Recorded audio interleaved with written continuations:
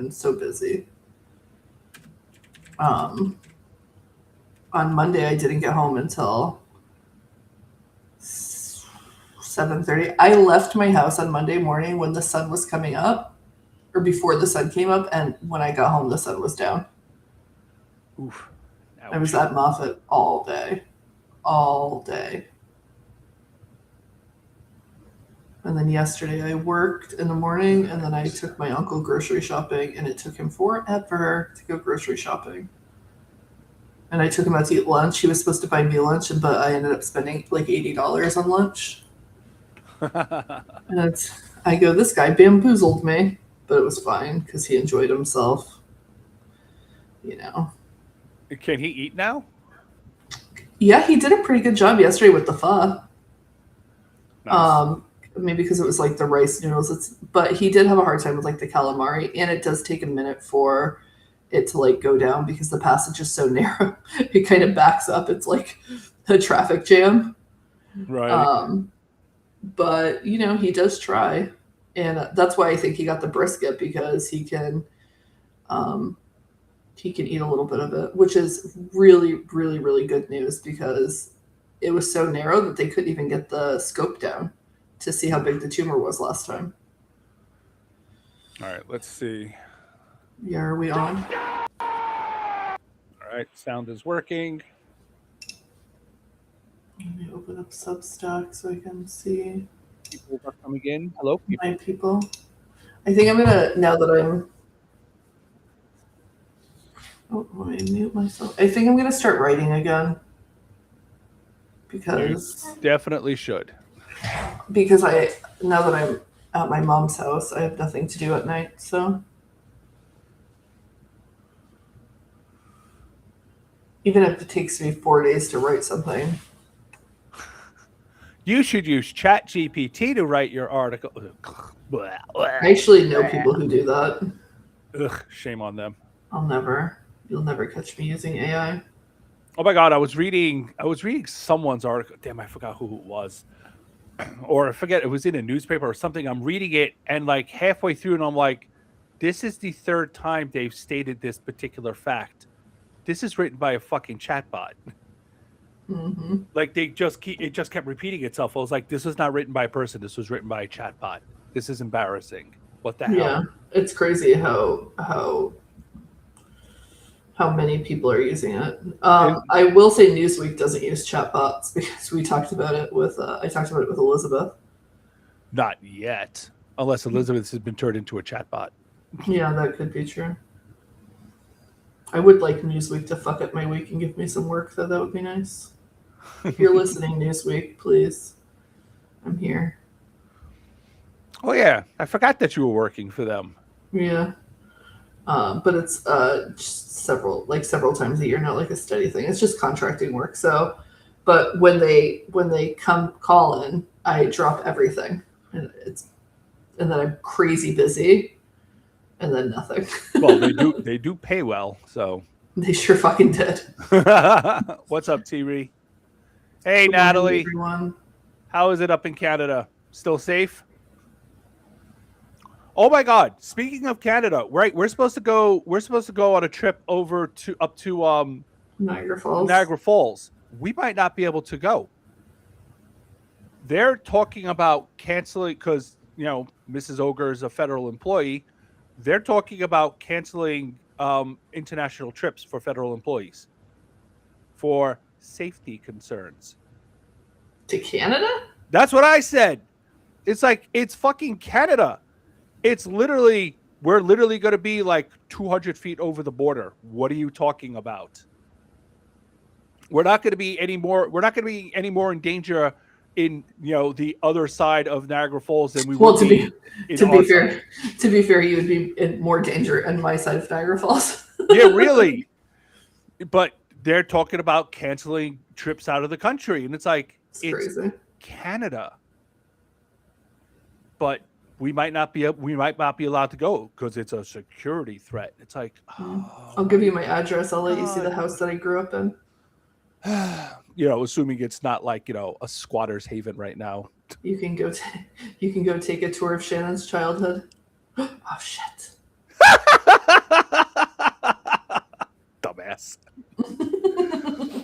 Well, we can't blame Frederick this time. No. Oh my god. Do you actually in the chat, like while you're talking to him, stop saying it? Stop saying it. I have done that, but no, now I just do it before we start. Oh, Now I just threaten his life.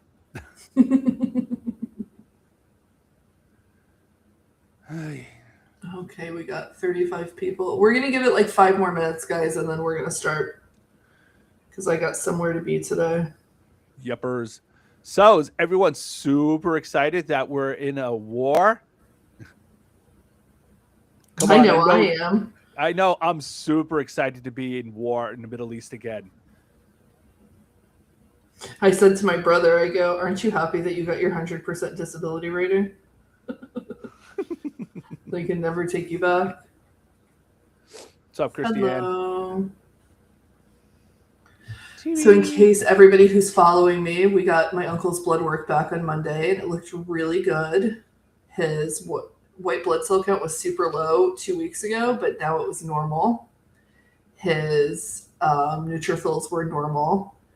His platelets were very low, like to the point where they thought they might have to do a platelet transfusion. And his platelets went from 67,000 to 98,000. So it must have been like the cycle because platelets recycle, you know? And then his tumor markers were down. One of them was cut in half. One of Anastasia's cosplays is a platelet. Oh, really? That's funny. From an anime called Cells at Work. That's cute, though. I'll have to send you a picture. It's adorable. That is cute. Yeah, I'm a T cell and she's a platelet. Oh, it's nerdy and fun. Oh yeah, no. Cells at Work is extremely nerdy. It's very, very funny. It's also extremely violent. Well, your immune system is violent. That's exactly what it is. It's the white blood cells and the T cells killing germs and shit. It's really, really funny. It's funny. My son told me this morning, he's started to call school an evil daycare. And I said, well, you have to go to school, otherwise you're not going to be anything. He said, that's not true. I can be a YouTuber. I can get millions of fans. Yeah. And I shit you not, my 7 years old, told me that I didn't support his dream. He said, but you won't let me do it. You don't support me. He's like, all you have to do is buy me a camera, a mic, and a PS4 or a PS5. I said, oh, only. He goes, well, I might be able to ask Santa for the PS. He goes, but, and then he told me, he said, and I said, listen, I might be more open to homeschooling you if you wanted to do the work at home with me. I said, but you don't want to? He goes, yeah, because I don't need to do the work. I'm just going to be the YouTuber. And I was like, well, YouTubers don't make money. He goes, that's not true. He goes, I could make thousands of dollars. I could take care of us. I was like, what the fuck? Oh my God. 7 years old, man. Wow, his teen years are going to be absolutely fascinating. Or he's going to be very calm. We're going to see. He'll just get it out of his system. Because I don't think you remember, probably because we weren't as close. We definitely were not as close back then when Aiden was like this age, though we did know each other. Aiden was always getting in trouble too, but not to the same degree. Yeah, you never really talked about Aiden when he was a kid. Yeah, I used to put it on Facebook. I'd be like, oh, I'm at another parent-teacher conference. Like, I knew everybody's name at the school then, too, because Aiden would argue with them about things. Oh, he's arguing. When Aiden was 6 years old, his teacher told him that the Civil War was the result of states' rights, and my 6-year-old son said, yeah, the state right to own people, and started arguing and teaching the class about slavery, and I got a phone call about it. That he was being disrespectful. I said, yeah, but he's right. And then his teacher said, oh, she worked at the Republican National Convention in Tampa in 2012. And he goes, ooh, I'm sorry. And I got a phone call about that. And he would run around the classroom without his shoes on. I got phone calls about, hey, Aiden's running around the classroom without shoes on. But now he's a straight-A college student who's on the path to become a doctor. So I'm hoping that Nathan takes the same path, but Nathan is way spicier than his brother. Well, Like for now. and I spanked Aiden. Now I don't spank Nathan, though I did pop him on his butt this morning because he hit the dog. So I feel like that's warranted. Like, hey, don't hit the dog. Also, dogs bite if you push them hard enough. Yeah, and he was like, and it was mean. He hit the dog because he was jealous that the dog was laying next to me. And I was like, we're not going to do that. The dog is 15 pounds. But I'm all gentle parenting now. And my oldest says, I think you gentle parented the wrong kid. And I'm not like permissive. Like, I don't just let him do whatever he wants to. I just explain things to him. Hey, like, that wasn't very nice. It hurt my feelings. And in my head, I'm like, and if you don't fucking stop, I'm going to kick your fucking ass. But, outside, I'm like, Mommy didn't like that. And it didn't make me feel very good. So could we please apologize? Believe me, as somebody who's as spicy as me, it's hard. It is hard to change your approach. Right. Hold on, Sammy. It probably isn't real. That's probably a fake audio of Donald Trump saying start a war to keep the Epstein files from getting out. Oh yeah, I'm sure that's fake. Yeah. I mean, he does like to say the quiet part out loud, but that's a little too quiet for him to say out loud. Yeah. With the Epstein stuff, he's very, very tight-lipped. He's very, very good at not saying that out loud. All right. Shall we get started? Yeah, we can get started. This is the Opinionated Ogre Podcast. Exactly. This is the Opinionated Ogre Podcast, your weekly rampage through current events with a little snark, a bit of foul language, and a lot of strong opinions. There are new episodes every Thursday, and they're not safe for work or polite company of any kind whatsoever. I am your podcast host, the Opinionated Ogre, and this is my co-host, Florida Woman. Hello, Florida Woman. Good morning. We are both sleepless today. Well, I feel much better. I took an hour and a half nap after getting up at 4 o'clock in the morning. So I'm so jealous. I was up at 4 a.m. too with my child ranting about school. Yeah, I'm way past those days. So I put my kids on the bus and I can just go right back to sleep. Well, I could be past those days too, but I'm not. Well, that's what you get for having unprotected sex. It's true. I should have listened to the lady who said that it can cause herpes and children. Now I just have to convince Lila to do the same thing. Not have unprotected sex. Oh, you're 18, easy. Kid. You don't want a kid yet. She's a smart girl. Yeah, but she's 18 and the hormones are flowing. So I have a 21-year-old and the hormones were flowing at 18 and they have managed to, him and his girlfriend have managed to not get pregnant. So I have faith. All right. So this time last week, the United States had conducted military operations in 6 different countries in just 1 year. And now, just 1 week later, we're up to 8 because as of last night, we're blowing stuff up in Ecuador too, and Iran. So how exciting is that? Isn't that amazing? I mean, I didn't even know about the Ecuador stuff until this morning. I know. This is what you tune in for, right? Even you get to learn stuff on our podcast. It's true. So we cannot stress this enough. Fuck every last one of you who told people to vote for Trump because Hillary Clinton and Kamala Harris were warmongers. You were lying the entire time, and worse, you fucking knew you were lying. And when the regime falls, the Nuremberg trials are going to start.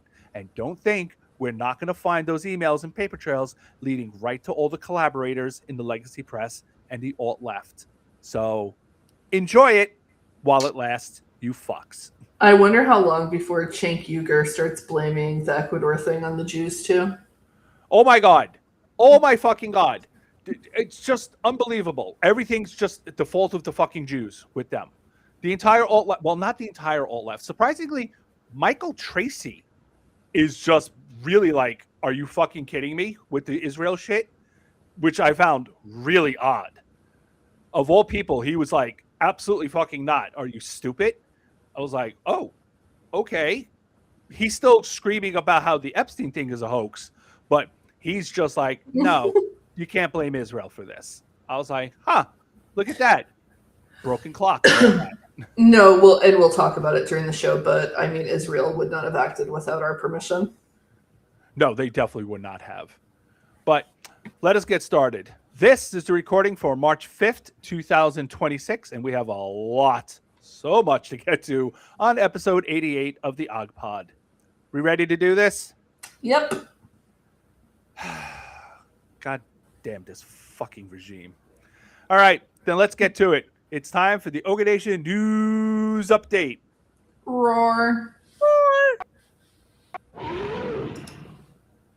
So, hooray, everybody.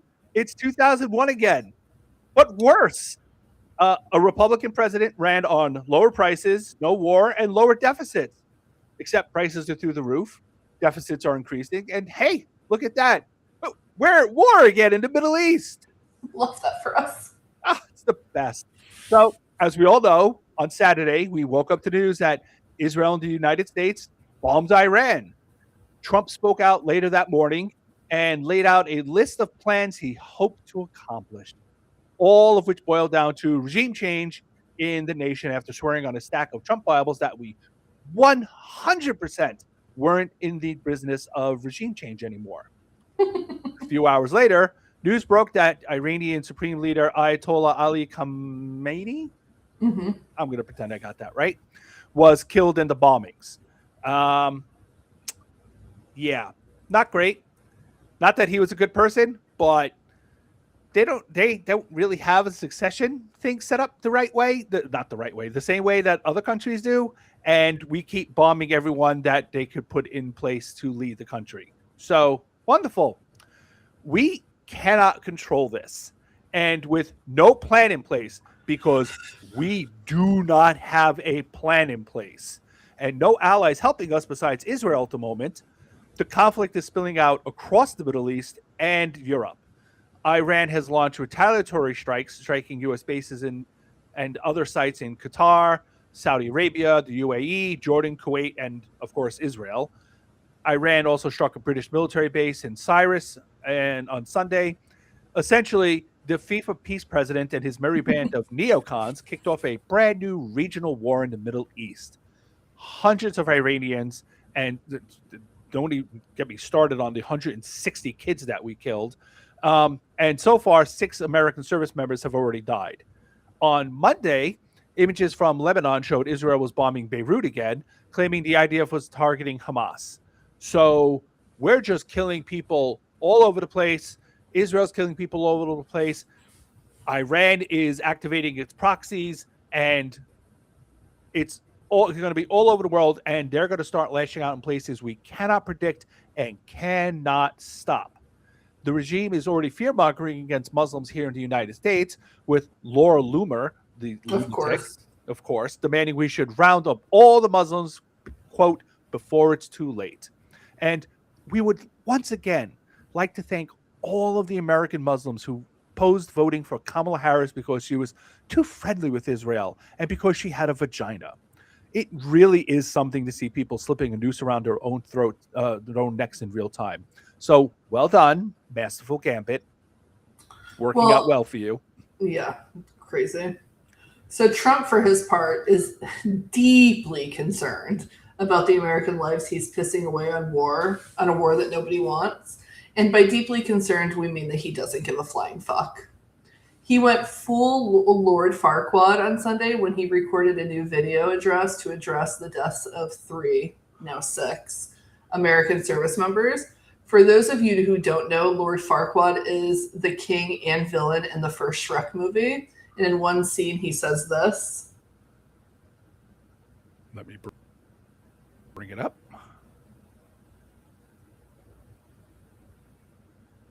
Dun, dun, dun, dun. This is why we have editing.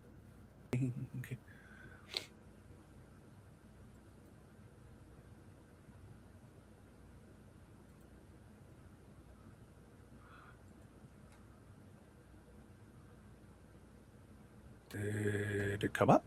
Doesn't seem like it. Oh, it's just taking its sweet time. Okay. Third day of the week. Some of you may die, but it's a sacrifice I am willing to make.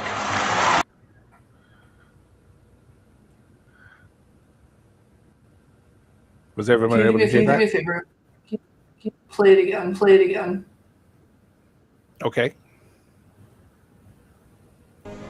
Some of you may die, but it's a sacrifice I am willing to make. Okay, cool. I was echoing and I think that I cut into it. And actually, I can hear myself now. Okay. I'm going to bring up the next one. I cannot. You can't hear me? I could hear myself in my thing. Can anyone hear Florida woman? Hold on. Let me check. It always happens when we play sound. Where are you? Sound.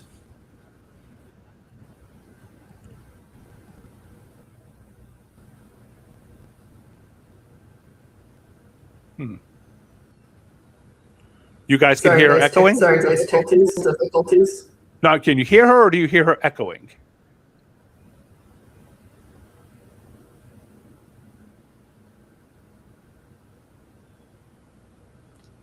Ugh, gross. I hate that. All right, hold on.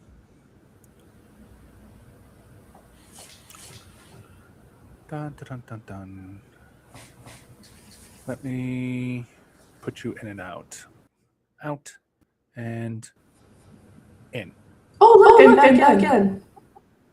And I'm still echoing. Oh, yeah, now I can hear it. Yeah, let's just play this clip, and then we'll see if we can get it to stop after I stop doing the sharing. Or maybe... No, hold on. You know, let me just read this line so we don't hear you echo. So... Yep, turn it on, turn it on, turn it off. Turn it off, turn it on. Blow into cartridge. Okay. So that's exactly what Trump sounded like here when he was giving his little speech lamenting just how awful war is. CENTCOM shared the news that 3 U.S. military service members have been killed in action. As one nation, we grieve for the true American patriots who have made the ultimate sacrifice for our nation. And sadly, there will likely be more. Before it ends, that's the way it is. Likely be more, but we'll do everything possible where that won't be the case. But America will avenge their deaths and deliver the most punishing blow to the terrorists who have waged war against basically civilization. Yeah. Okay. Whatever. He almost sounded like he was going to start giggling there. Oops. Oh my God, guys! I figured out the problem. What's up? No, I did not. I didn't. All right. How do I? Yep. There we go. Stop. I'm gonna remove myself from our thing. Well, Wait. I don't hear you. I don't hear it now. I'm not echoing anymore. So it really just happens when we're sharing a screen. Okay, perfect. So that's good to know. All right. So Carry on, madam. You can feel the compassion rolling right off of him in much the same way water rolls off of oil. A week from now, we promise you, Trump will have no idea how many American soldiers will have died, and he won't remember if he talked to their families or not. He probably won't bother to call them unless somebody nags him to do it.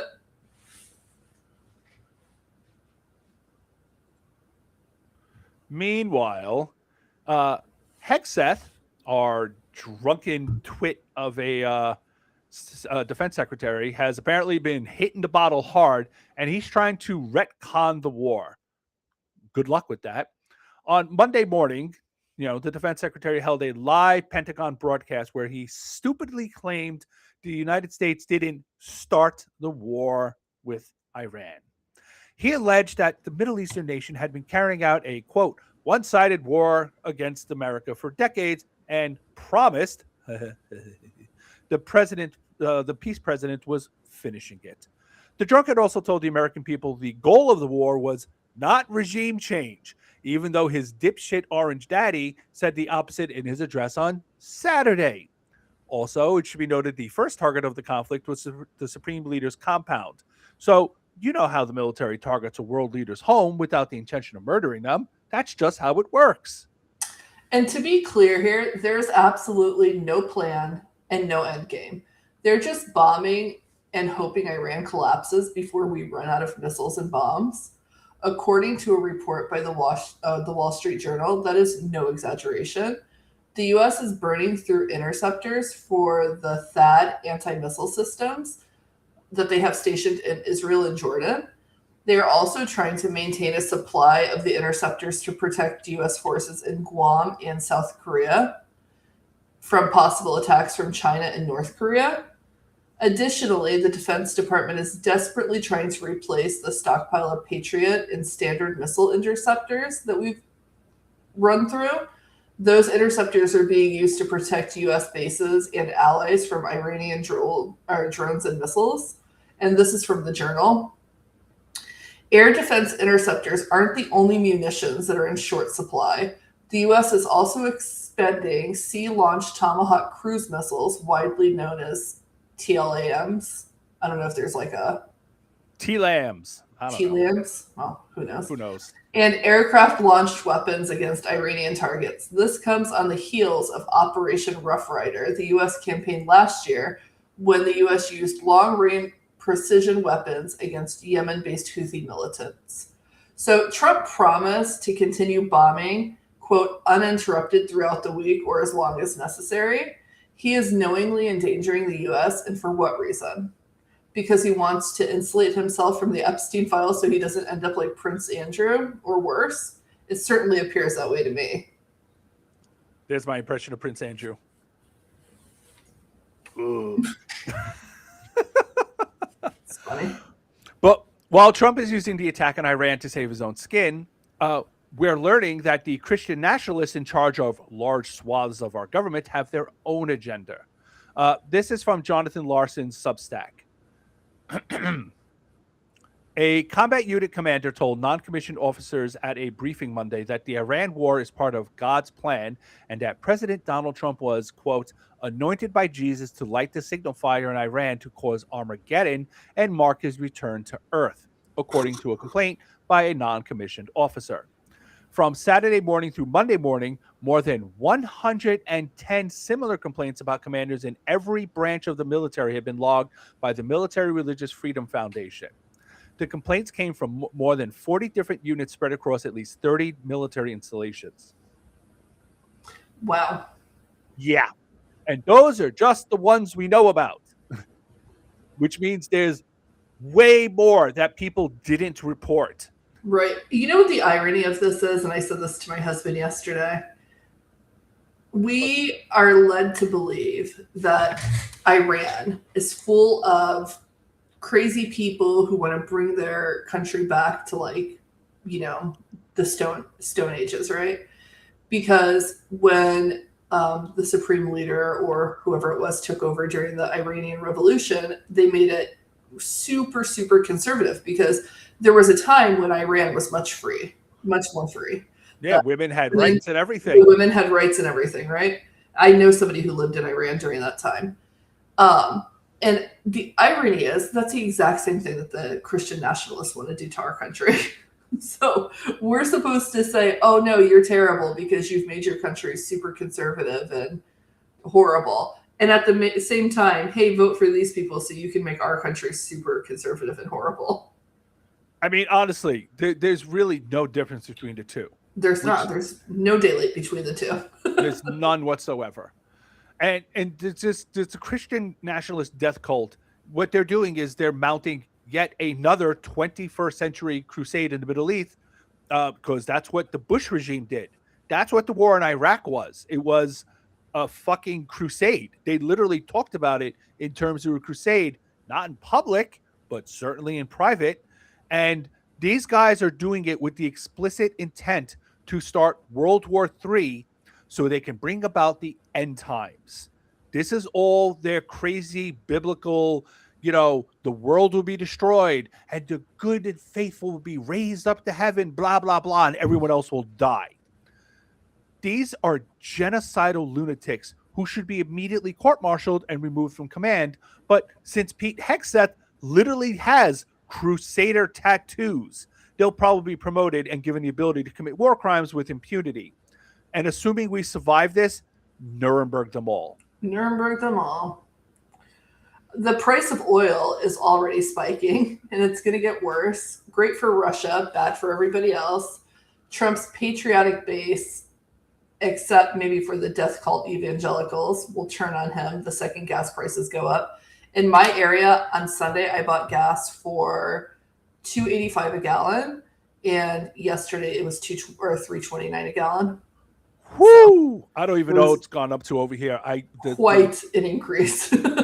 Like on Monday, I went and filled up my tank because I knew the prices were going to start skyrocketing. Right. I told might as well everybody. just get it done. And my brother was telling me that there's already gas stations running out of gas here. No one wanted this, not even MAGA-land. They're going to lose their shit over higher prices, seen to be caused by Israel. And they are already blaming not just Netanyahu, but the Jews as a whole. The far right is going to have a field day with this. More Nazis in the GOP, more anti-Semitism on the fake far left. The Young Turks and Glenn Greenwald are foaming at the mouth. Of course, Marco Rubio is saying the reason that we launched the war is because Israel was going to attack, so we just had to go in.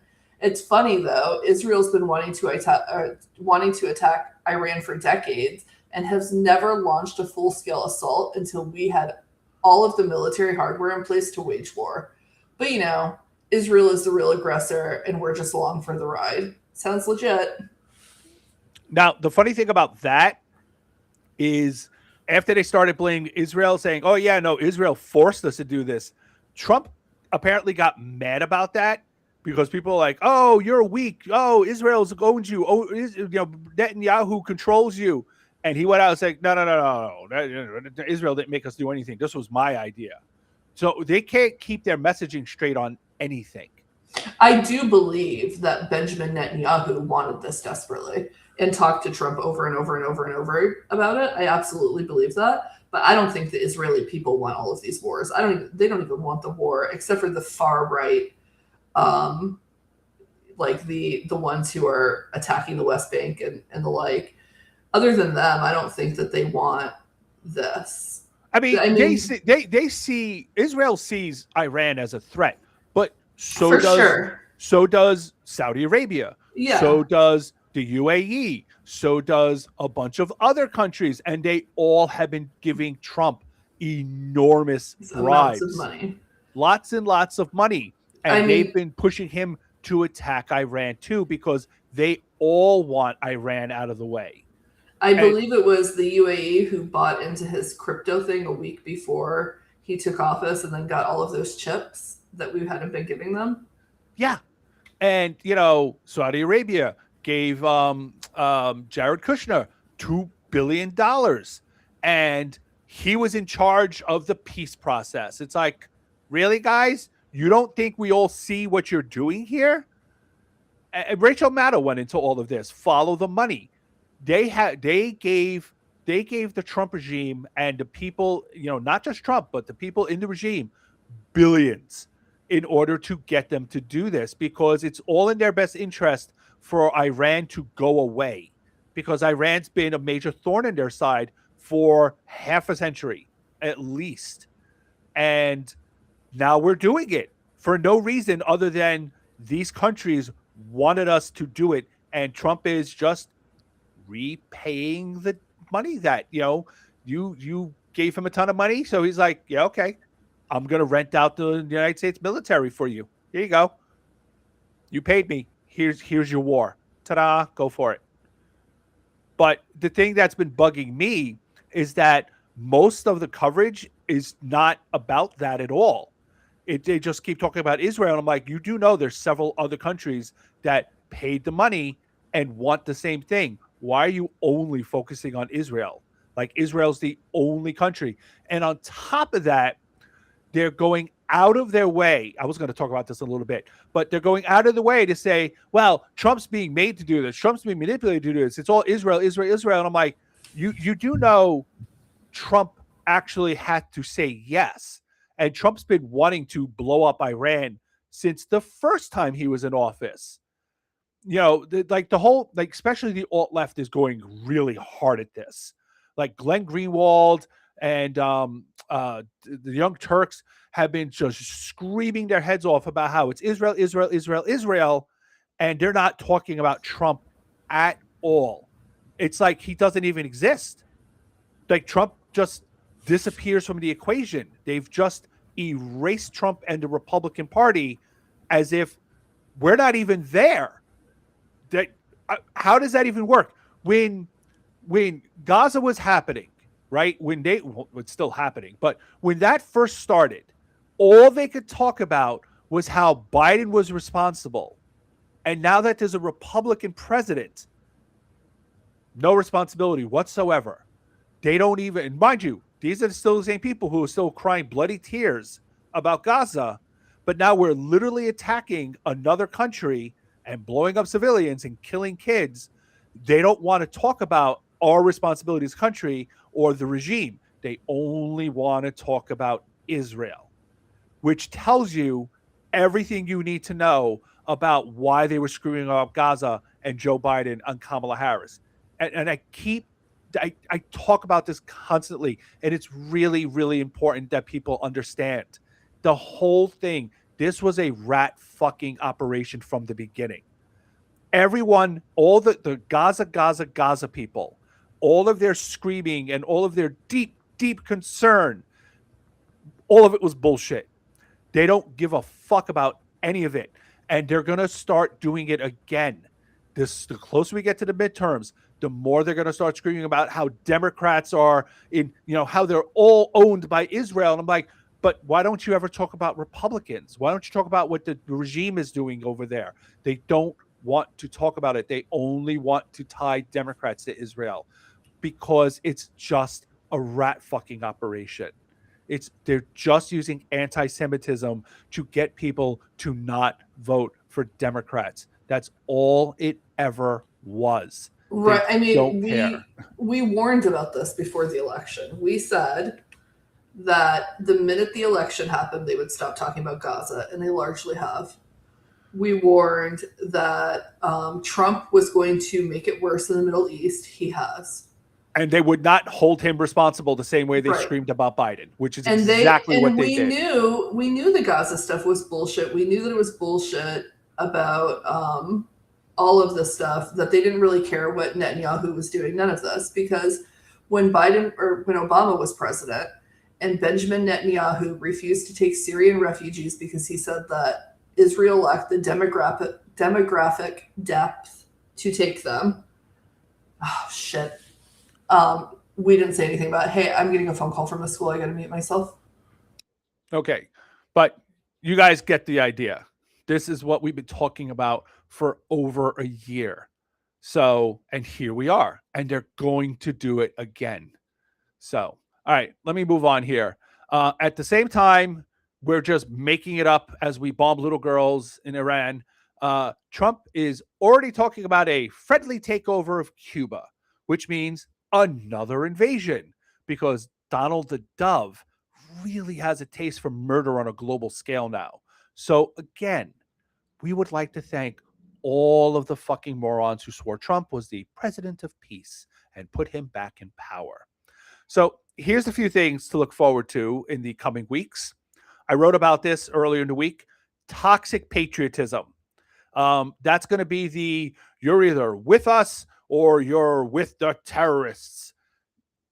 They've already started this bullshit. It's like, oh, you can't question Trump right now because there's troops in harm's way. We have to wait until the war's over, blah, blah, blah. They learned this lesson after 9/11 when the country rallied around the flag because we were attacked. And they've been trying to recapture that sugar high ever since because they were able to shut down all dissent. The press fell in line. Everyone was just labeled a traitor if they were not 100% on board with anything the Bush regime wanted to do, no matter how crazy or how illegal. So they really, really would like to get back to those days. So I've labeled that toxic patriotism, and they're going to do it again. Like they're already trying, and the longer this war goes on, the louder they're going to push. Where if you're not with the regime, then you're against America. Why do you hate the troops? That sort of thing, especially as the body count starts to rack up.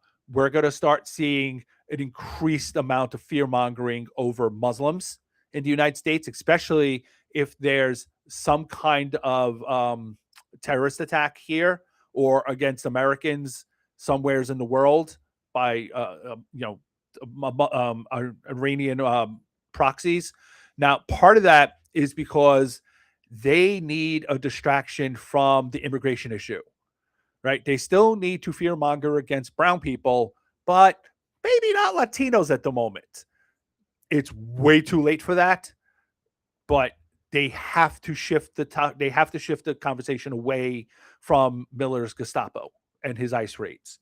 So, I mean, Texas is doing that already because they don't want to talk about the border anymore. They need to talk about Muslims. So that's going to spread because, okay. We've already mentioned this. There's going to be a massive spike in anti-Semitism. Huge spike in anti-Semitism.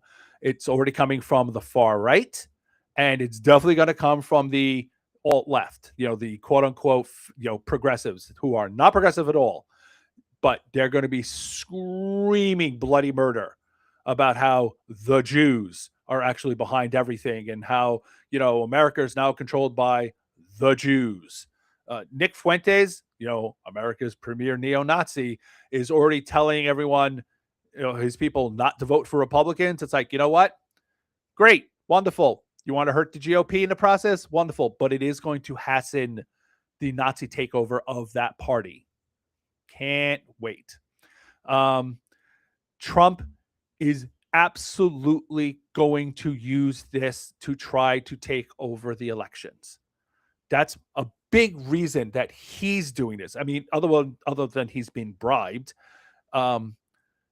he's going to use this to be as the national emergency that he's been talking about. Originally, it was going to be China, right? They were originally trying. That's what they sent Tulsi Gabbard into Georgia to find the proof, the evidence that China attacked our elections in 2020. And then he's going to say, actually, it was Iran all along. We need to take federal control over the elections. That's not going to work. Part of the problem is, how do I explain this? The Trump people learned a long time ago that if you go out and you scream, I'm committing a crime, that it confuses the press and it confuses people, because who's going to admit they're committing a crime and actually be committing the crime, right? It's like, no, he can't really be doing that, right? It can't be a crime if they're saying it. That's crazy. And then they get away with it, right? They did this all through his first term in office. And then the 4 years in between, they just kept saying, oh, yeah, no, that's not a crime. I did that, but it's not really a crime. And it was like, yeah, it is. Wait, why is he saying he's doing that? And the press just kept saying, well, both sides have a different story about whether or not they didn't know how to deal with that. But it's been a decade at this point. And we're all pretty used to his whole, oh, I'm not committing a crime while he's doing a crime thing. And it's kind of lost its impact. We all know what he's going to do because he keeps telling us he's going to do it. And we're at the point of our resistance where, yeah, go ahead and try it, motherfucker. We're ready for you. And then he goes and does it. And then we're ready for him. You know, we show up for protests. We show up in court.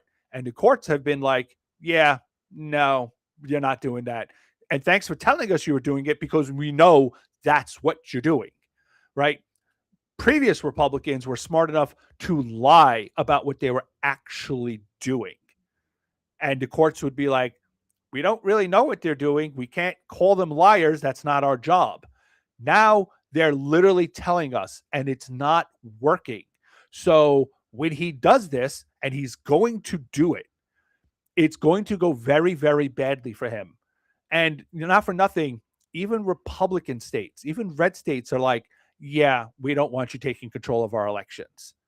They don't want to give control of their elections over to the federal government because they're worried, for a good reason, that, and we've talked about this repeatedly, if Trump does not get them over the fascism finish line and there's a Democratic government in 2029 and they control red state elections, no more red states, because they rely on voter suppression and they rely on election rigging. And if they can't do that anymore, and there are free and fair elections, because that's what Democrats would allow, they're going to lose control of half the seats they currently have. So red states are not willing to hand over control to Trump. They just aren't. And also, not for nothing, then they're completely at Trump's mercy. Then they have to kowtow to everything he wants because he'll just get rid of them. It's like, oh, yeah, you lost your election to the person that I wanted to win. Bye. And they're not willing to give him complete and total power over their future. Okay. One last thing. The press, the legacy press loves a war. So we're probably going to see increased efforts by the legacy press to normalize the war, even as it spins out of control. So we're gonna have to see how that goes. It's going to be probably quite ugly and disgusting because they're not good at this. They're good at covering a war. They're not good at covering a failing war and asking questions like they're supposed to.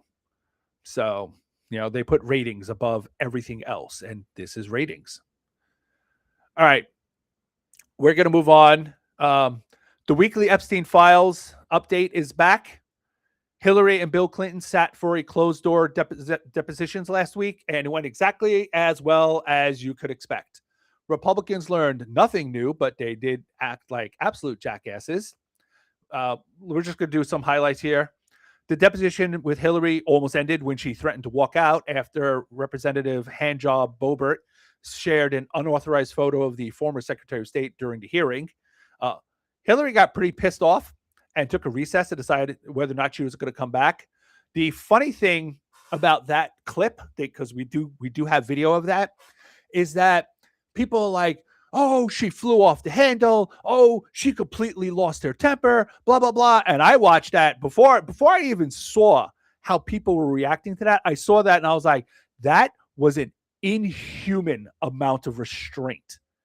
Like, you could tell she wanted to just absolutely curse out the Republicans, and she just didn't.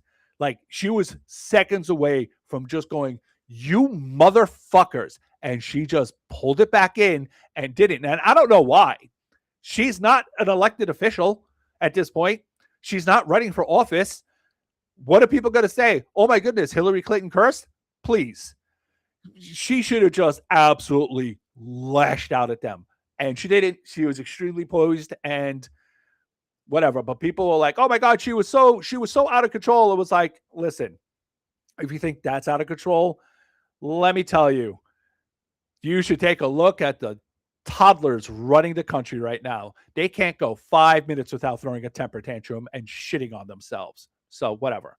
Boebert also went on to ask Hillary Clinton some convoluted questions about Pizzagate, which, if you don't recall, it's the QAnon child sex trafficking hoax and its connections to Epstein.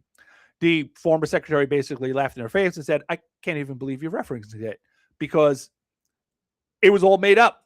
It was all made up, and everyone knows that's made up. So whatever. Nancy Mace called Hillary unhinged outside of the hearing, and inside the Republican desperately tried to make Hillary mad with a question about Bill Clinton. The representative wanted to know Hillary's opinion about being in the files. It didn't work. She simply responded that she wasn't there and wasn't going to speculate. Nancy Mace, by the way, is under federal investigation for being a piece of shit. Whatever. As for Bill, he questioned why his wife was being asked to testify when she never had anything to do with Epstein at all. But we all know the answer to that. Republicans hate her. They want to hurt her in any way they can, and they're desperately trying to make the public think she had something to do with Jeffrey Epstein. Bill Clinton also said he met Epstein through Larry Summers and denied having seen anything inappropriate. Republicans asked him about flying on the late pedophile's plane.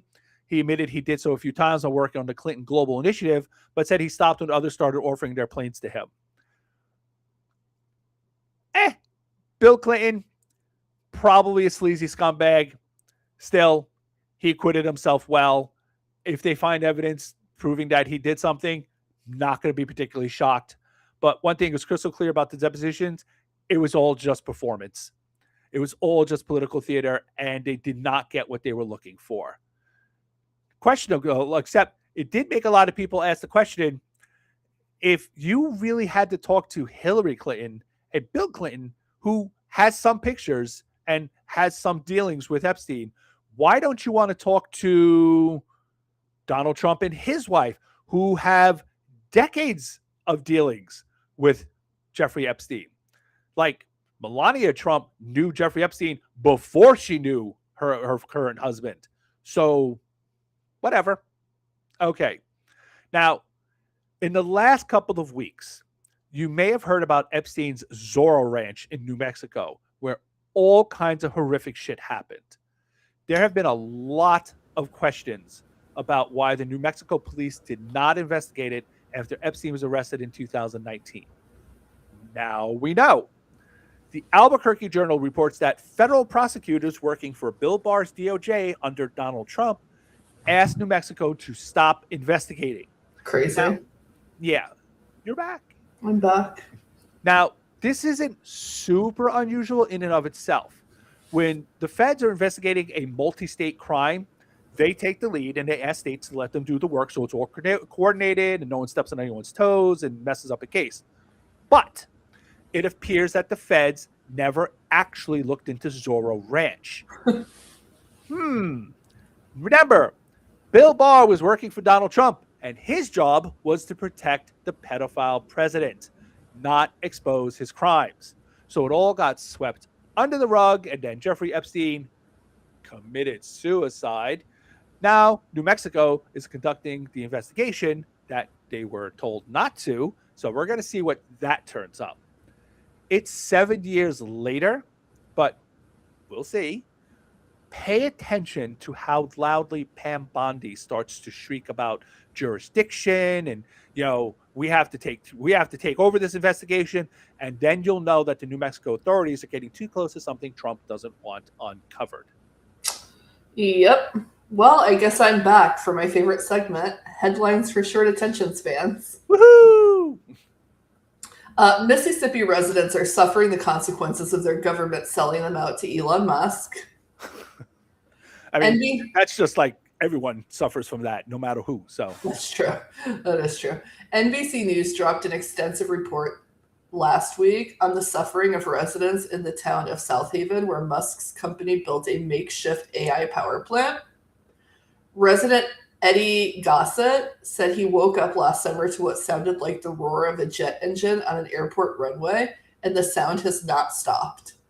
The noise was actually the result of 27 methane gas turbines that run constantly. They were supposed to be temporary, but have become a permanent staple in the rural town. Oh my God, hasn't that been like over a year at this point? Yeah. So Mississippi's Republican governor, Tate Reeves, bragged that Musk's investment in the area was the largest in state history. Musk's company has applied for a permit to put in 41 permanent turbines to power all of the AI data centers that he intends to build. But he doesn't yet have the permits, and he also doesn't have the permits for like the temporary ones, so they're fighting that. There's a lawsuit in the works right now. Residents of the town haven't seen any except for a $1.3 million donation to the police department. They haven't seen any of the promised $20 billion investment into the area. But they are suffering from lower property values, insomnia, pollution. And the town's Republican mayor doesn't give a single fuck, which we're very shocked about. Yeah, how much is he getting? Right. Probably his own donation. He said the noise is a, quote, legitimate concern, but the real attack in the town is coming from, quote, all who choose to oppose Elon Musk because of his high-profile political stances. One has to assume that the mayor does not live anywhere near where the noise is. Yeah, I imagine he doesn't. But there is a neighborhood with a lot of people of color. Of course. Shocking. Right. Shock. All right. Last week, we talked about how the regime was demanding AI company Anthropic be allowed to use, how the government was demanding that they be allowed to use Claude, Anthropic's latest and most powerful AI, without restrictions. Anthropic said, sure, absolutely, as long as we can leave in the limiters keeping you from using it for mass surveillance of civilians or in autonomous weapon systems. The regime said they wouldn't do that because it was illegal, but then Anthropic had to take all the limiters off their AI or else, which pretty much tells you they planned on doing exactly what the limiters are in place to keep them from doing. Anthropic refused, and the regime threatened to wildly abuse the power of the federal government to designate them as a supply chain risk. That puts them on a list typically reserved for hostile countries and could make it illegal for other countries and companies to do business with the developer. This designation has never once been applied to an American company, and certainly not as retaliation for not obeying the government's demands. The regime has also ordered all agencies to stop using Anthropic products, which is easier said than done because they've been pretty well integrated, but, whatever. The lawsuit here is going to be absolutely phenomenal. The possible silver lining is that Silicon Valley is pissed. While Sam Altman is throwing his company OpenAI into the void left by Anthropic and taking a severe hit as users boycott ChatGPT. That's why everybody's boycotting ChatGPT. Yeah, it's no longer the top thing in Apple's App Store. Claude's replaced it because people are like, oh well, they're doing the right thing and ChatGPT is not. So fuck ChatGPT. Most other tech bros are looking at the heavy-handed tactics of the regime with absolute disgust. Remember, they poured hundreds of millions of dollars into putting Trump in power. He's supposed to be their puppet. They did this because they were really, really angry at Biden and the left for daring to question their power and influence. Now, their puppet is turning around and acting like a dictator. And how is that fair? They own the federal government. It's theirs. So I guess we've reached the fuck around and find out stage where rich people under a fascist dictatorship are finding out the same lesson they always find out under a fascist dictatorship. Your money doesn't mean a fucking thing to the fascist dictatorship. You don't own them. They own you. And I bet democracy and the rule of law are looking pretty fucking good right about now. Huh? You stupid fucks. Well, speaking of the Department of Defense, Princeton and Harvard graduate Pete Hegseth has prohibited the hiring of officers who attend Princeton and other schools. The Ivy Leaguer argued that the elite schools that he attended were teaching, quote, enemies' wicked ideologies to service members. He also claimed that his alma mater, Harvard, is quote, one of the red hot centers of hate America activism. That explains so much about his governing style. In all seriousness, this is a continuation of the regime's targeting of academia. That's right. The right, not that's right. The right, many of whom have graduated from these very same elite universities, don't want your kids to have the same opportunities as they did or their children do. And instead they want to use their educations to manipulate the country and destroy the nation's educators. They're attacking education from the bottom up to keep this country stupid and blindly voting for them. A military full of uneducated goons leading the troops are more likely to blindly follow orders than officers who are bright and thoughtful with a strong grasp on the constitutional rights and the law. So, and also, it like we've discussed this previously, like a long time ago, how much education generals and admirals have. Like, yes, it's an obnoxious amount of education. Way more than Pete Hegseth has. That's why we talked about it, actually. Yeah, and he resents those type of people, and he wants a military without that level of education, which, like, what kind of professional military do you have when your generals are idiots? Like, literal idiots. Oh, I know. The Russian military. That's what you end up with. You end up with the Russian military. That's what they're trying to turn our military into. Good job. I agree. So I was going to do an ICE segment today, but instead I decided to just roll this into headlines. Trump's brown shirts over at Customs and Border Patrol dropped off. I am going to butcher this, and I feel so bad. Nurul Amin Saha Alam, a nearly blind refugee from Myanmar who spoke little English. They dropped him off outside of a coffee shop miles from his home in Buffalo. A closed coffee shop. Yeah, well, I'm getting to that. The man was unable to find his way home during freezing temperatures. And as if you've been listening, I mean, hello.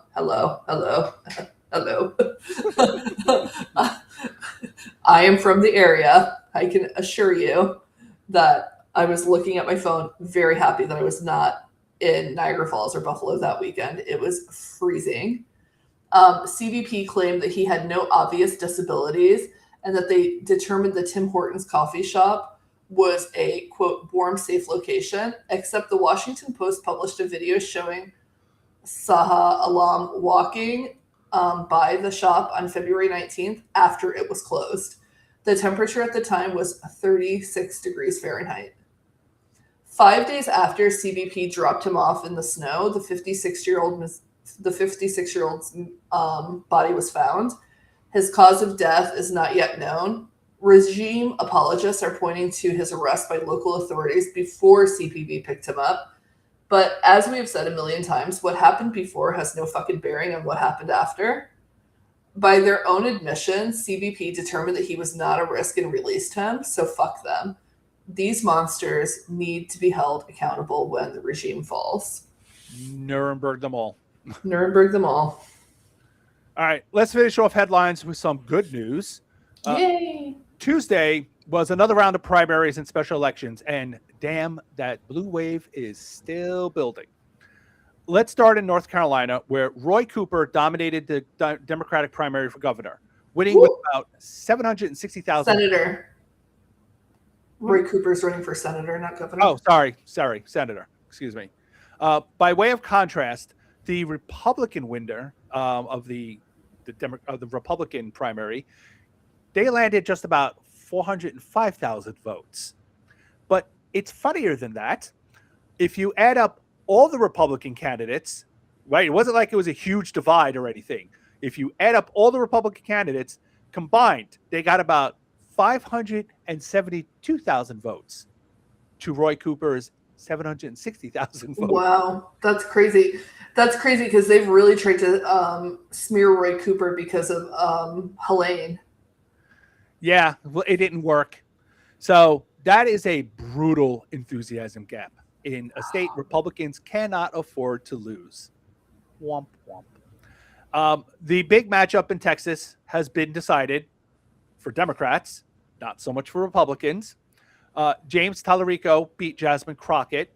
Now, there's a good chance that would have been a runoff, but Republicans, as usual, cheated. They changed the rules for Dallas County, which is Crockett's base. So a Gross. lot of people were turned away from voting. That's not Tallarico's fault, but it happened. The Texas Supreme Court, of course, stepped in to keep ballots from being counted, naturally, and Crockett is suing. We're not sure if she's suing to challenge the results of the primary or suing the state to keep them from fucking with the vote in November. We'll find out soon enough. She hasn't announced the details yet. We know Republicans wanted Crockett to win because they thought she would be easier to beat in the statewide race. Because they're racist. And racism and misogyny, it's still strong in the South as well as everywhere else in this country. So we're going to see how that plays out. I'm a little curious to see if Texas Republicans suddenly decide to help her out with her thing and, trying to change the results. But if they do, we're going to know shenanigans are afoot. I'm a little sad about that because I really, really, really like Jasmine Crockett. True. I mean, I like Tallarico too, but I really do like Crockett. However, I really do like her. She's feisty. She's got a long career ahead of her. She's only 43 years old, and she is far from done. I know. She's great. So, meanwhile, Senator James Cornyn, a piece of shit, is in a runoff with Attorney General Ken Paxton. Another piece of shit. Oh, yeah. This is going to drag out the contest and leave the eventual winner severely bruised. Breaks my heart. Very sad. Boo-hoo. Hold on. You wipe away a little tear here. Wipe. It's going to cost a ton of money to keep fighting this out, which could have been used to defend the seat from Tallarico. Womp womp. Fun fact, Jasmine Crockett, the loser of the Democratic primary, she got, by herself, 150,000 more votes than either one of the Republican candidates, which is very, very funny. Tallarico got almost 300,000 more votes than either one of the Republican candidates. Even with overwhelming Texas voter suppression, Republicans are in deep fucking shit in Texas. Ha. And can I just say one more thing about the James Tallarico and Jasmine Crockett thing? Yeah. If you live in Texas, let's move on now because I'm already seeing people try to divide the party with this and saying that Tallarico should drop out and blah, blah, blah, blah, blah. And whatever you think, or he should concede to her, whatever you think, we just have to move on. It's not going to happen. So don't make this a Bernie Hillary situation. Just let's move the fuck on. Yeah, really. The whole, it's it's the soul of the party. It's no. There's a literal fucking Nazi in the White House. Yeah. No. Priorities. I'm not fucking doing this. Absolutely fucking not. Priorities. Now, yeah, really. Now, speaking of trouble for Republicans, they lost yet another special election, and Democrats flipped another red seat, this time in Ruby Red, Arkansas. Now, in 2024, Republicans won this particular seat by a point or two, but on Tuesday, the Democrat Alex Holliday won 69.5 to 30.5. No big deal. Just a 19-point swing. And Republicans definitely shouldn't be worried and should 100% keep doing exactly what they're doing. Please ignore the giant blue waves in the distance.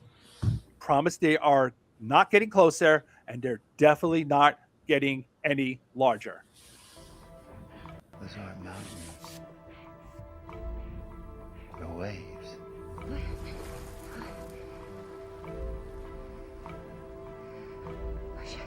Oh, shit. Yeah, that's going to be Republicans in November. It's going to be very, very funny. A sound clip for everything. Hell yeah. All right. Time to move on to self-care of the week. I'm going to go first because he says that I'm depressing. You are. So I started reading. I was listening to Strict Scrutiny last week, and she had the writer of the story of Bernie Gatz, New York's explosive '80s in the subway vigilante trial that divided the nation on. And I thought it was interesting, so I started reading the book. So this is a story about Bernie Gatz, who shot 4 black teenagers in the '80s on a subway in New York. And then he went to trial for it and got off. And he was kind of like the first, he was like George Zimmerman before George Zimmerman. I'm not that far into the book, but it struck me that this shooting was like no different than any of the white vigilante shootings that we've seen in the last 10 years, where a white guy kills brown people or shoots brown people, injures them, and then gets away with it. So that was interesting. And I keep messaging Ogre about it. And I'm like, I can't believe that he lived in New York City during this time. Well, and that's the thing. So this, I would have to beg to differ. It was a little bit different. It's hard to explain. Actually, it's not that hard to explain what New York City was like in the 70s and 80s. There's literally an entire genre of movies about New York City in the 70s and 80s. And you can find them. It's the entire genre is New York City was a fucking hellscape. I mean, there's a ton of them. There's Taxi Driver. Oh my God, I should have just gotten an entire list of them. There's The Taking of Pelham 1, 2, 3. There's Fort Apache, The Bronx. There's The Warriors. These are all movies set in that time period because New York was a fucking nightmare at that time period. What did you say? There was up to like 2,000. Yeah, the death rate was like 2,000. Yeah, murder rate was 2,000, which is unfathomable to me.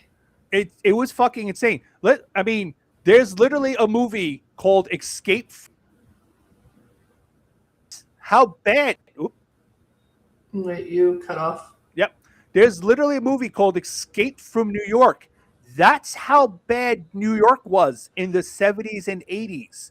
The whole premise of that movie, if you're not familiar with it, is they build a wall around Manhattan and they dump all of the worst prisoners from the country in there. And once you go in, you don't get out. That's so it. It's like Australia during the creation of it. Yep, pretty much. So like I hear what you're saying, but like the book really does talk about like the racial undertones of the whole thing. And that's definitely. There was definitely racial undertones,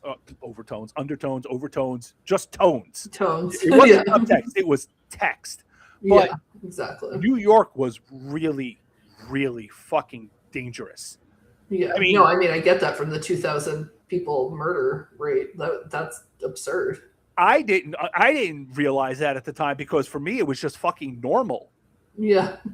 When I moved from Brooklyn to Long Island in 1989, the kids in this school, and I went to the school in West Hempstead, and the kids there just were like looking at me like I was this weird, dangerous person. Mind you, I was bigger than most of the other kids there, so whatever. But they like thought I was going to pull out a hypodermic needle, start shooting up in the hallway, and then bite people.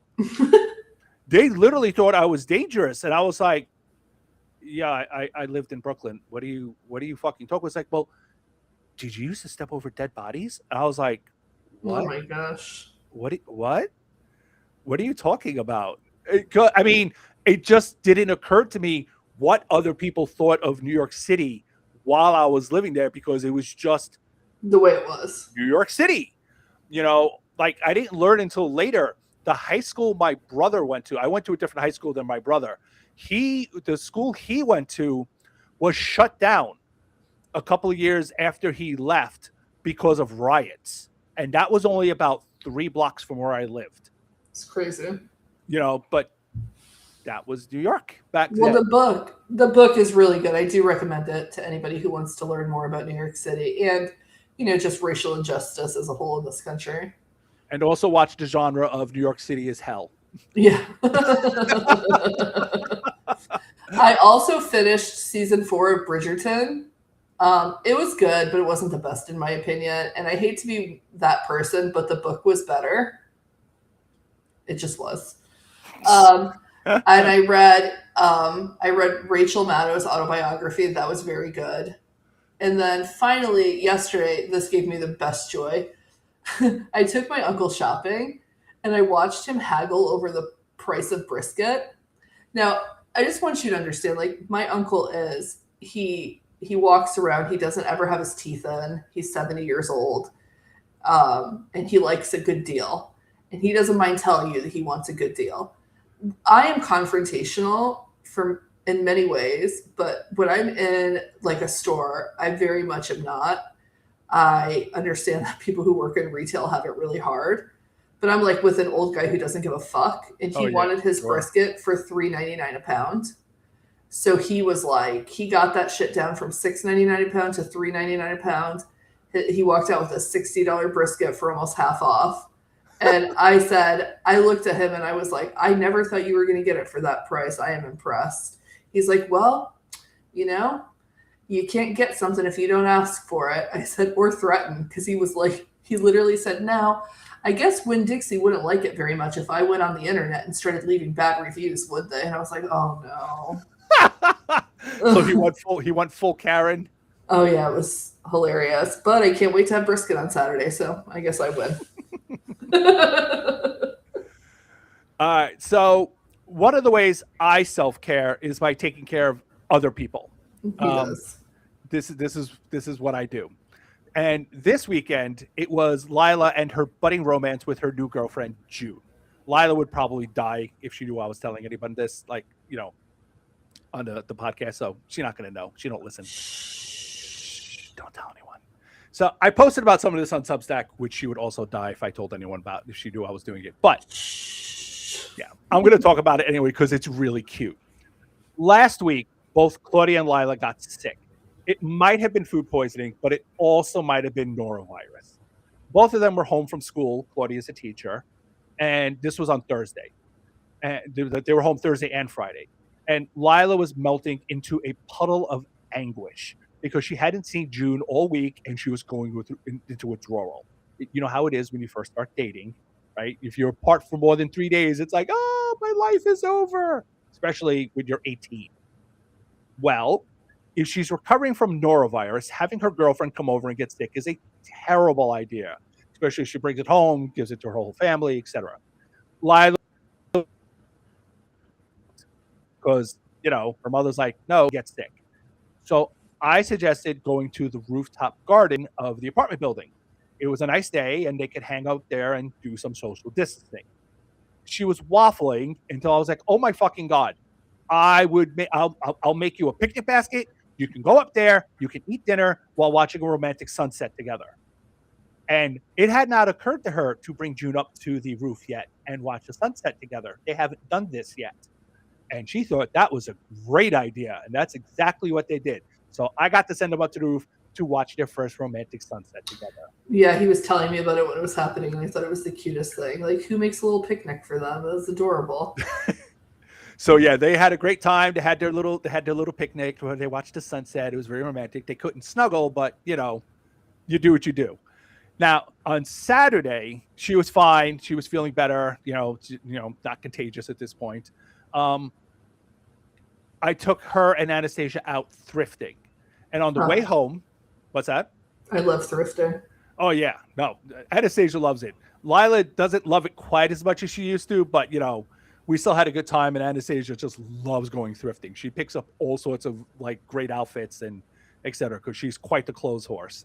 But we picked up June on the way back because we don't necessarily have to go that way to get home, but it's not super out of the way. So I picked her up. June gave us some cookies as a thank you for the picnic, and that was really sweet of her. Aww.